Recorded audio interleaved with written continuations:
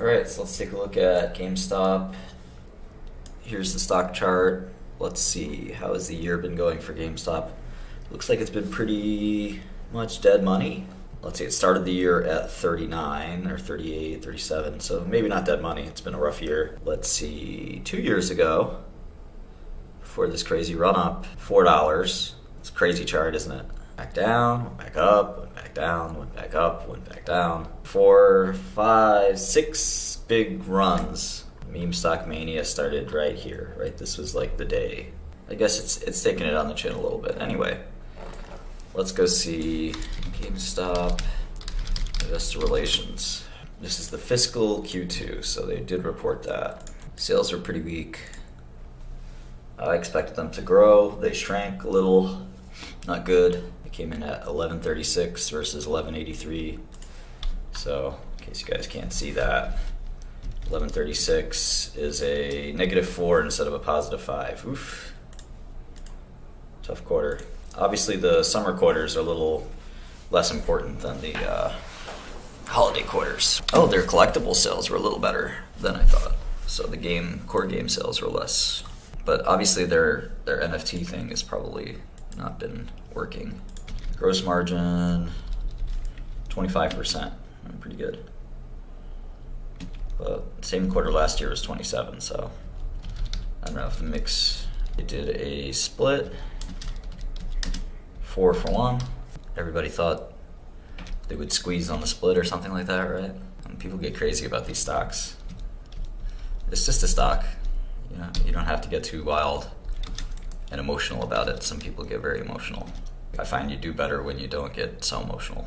When you make a forecast, got a good question here from Sheldon. Do you expect your forecast to be accurate by that earnings call or after that forecast's earnings call? That sounds like, I'm not sure what the difference between those two things are, but what I'd say is that I don't expect it necessarily to be accurate. You know, it's very hard to determine what's going to happen and what's not going to happen. You know, forecasting is really difficult, obviously. I'd rather, for me, it's more about like bracketing the possibilities. So it depends. Sometimes I'm going for accuracy. Sometimes I'm going for like a worst case kind of kitchen sink. It all depends. We can look at Activision later, but I'm focused on GME right now. And I don't have any specific agenda. I say that a lot. I just like making money, so I don't really care what the stock is. That's what I focus on. And sometimes you can make money buying a stock, sometimes you can make money shorting a stock. Sometimes the best thing to do, usually the best thing to do, is neither.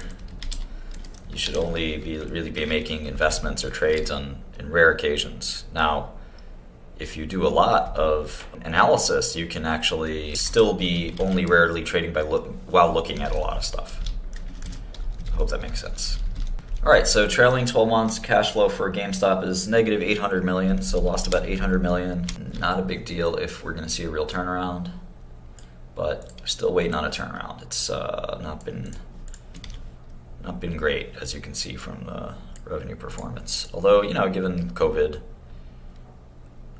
you know, it's just something to think about. All right, let's get the hardware numbers. So let's see, 596, 4 for hardware, 316, 4 for software,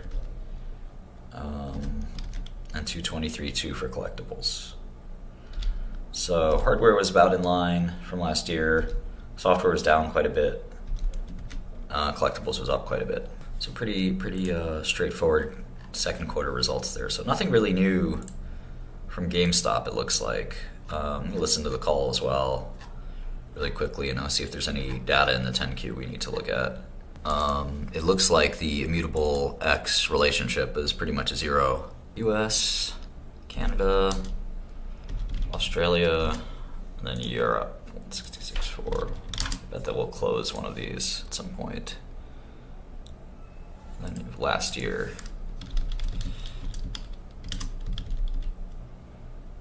Ooh, Australia down meaningfully. And Europe down meaningfully. America was basically flat. I think that's a good sign. Although they had operating loss in the US, the only business to be profitable was actually Australia. Go figure. I don't see number of locations. It's sometimes in the press release, at the bottom of the press release, so I think I have to look there. I need the exact store number. Ideally, also the number of US stores. I would like to know exact numbers. I wonder if they stopped disclosing that or what's going on. That seems weird.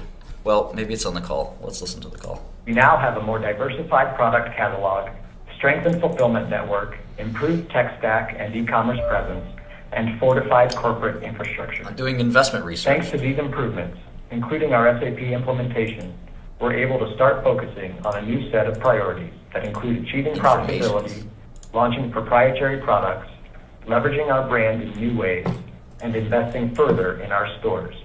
We're building on the momentum established by our previously disclosed partnerships with organizations like Immutable and Loopring, whether it be through new relationships that support our commerce business, blockchain group, or both.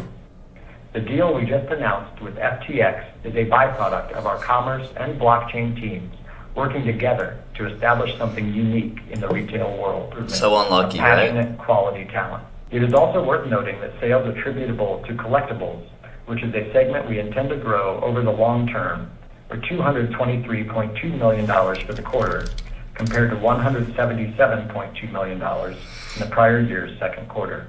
Our path to becoming a more diversified and tech-centric business is one that obviously carries risk and will take time. This said, we believe GameStop is a much stronger business than it was 18 months ago. I'll leave it there for this quarter. This concludes today's conference. You may disconnect your lines at this time. Thank you for your participation. No Q&A? You gotta be kidding.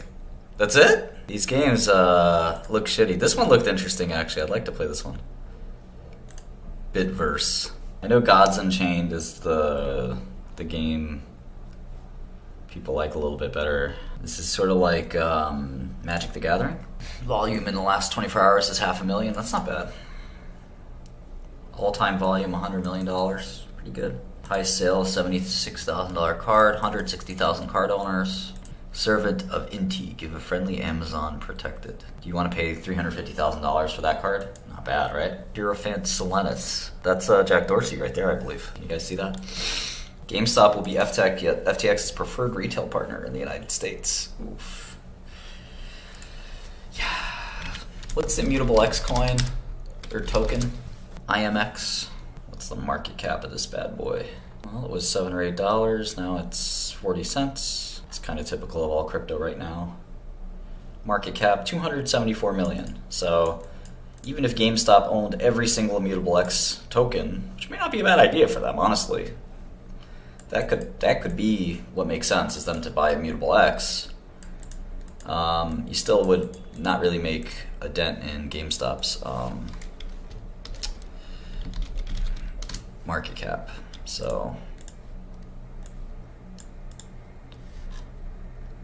that's just in terms of current value. I don't think Immutable X has any other resources or anything, but all right, I'm just gonna adjust some numbers here.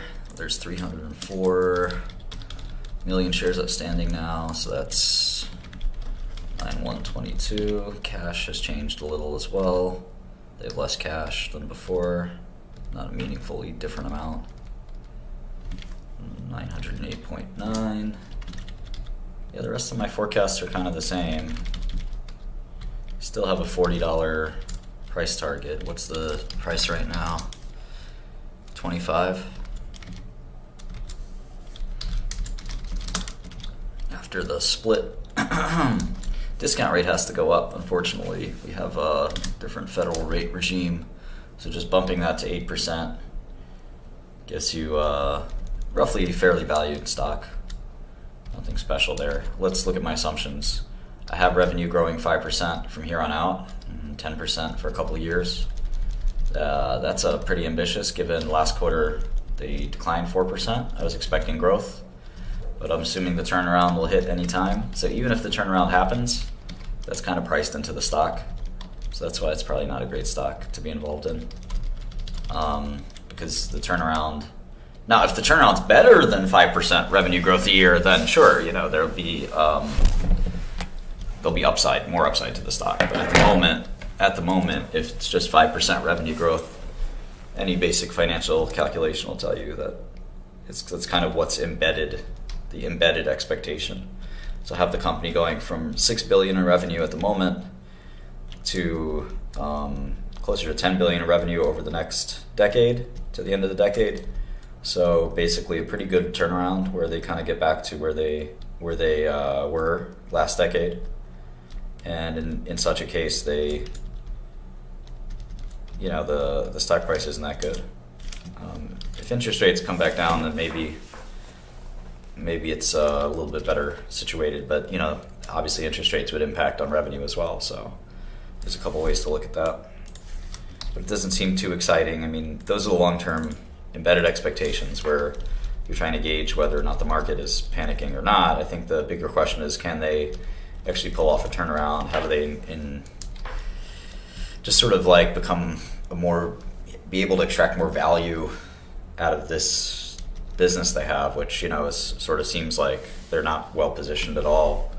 All right, so when are we going to get the next GameStop quarter? It looks like 12/7. So only a couple weeks from now. Cool. And that would be for their fiscal Q3. So we'll look back at this in a couple weeks, I guess around the first week of December, and we'll kind of see what's going on there.